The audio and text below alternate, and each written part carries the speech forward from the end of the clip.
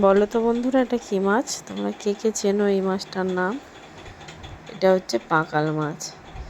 আজ আমি পাকাল মাছের রান্না করে দেখাবো। পাকাল মাছগুলো ভালো করে কষে কষে ধুয়ে নুন হলুদ মাখিয়ে রেখে দিয়েছিলাম।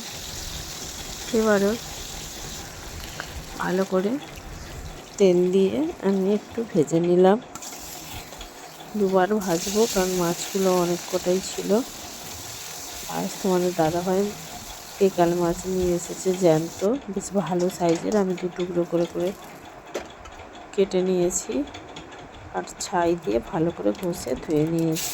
কালো জিরে ফোড়ন দিয়ে টমেটো পেঁয়াজ আর লঙ্কা সরষের তেল দিয়ে ভালো করে নুন হলুদ জিরে গুঁড়ো আর সামান্য লঙ্কা গুঁড়ো দিয়ে একটা মশলা কষাচ্ছি।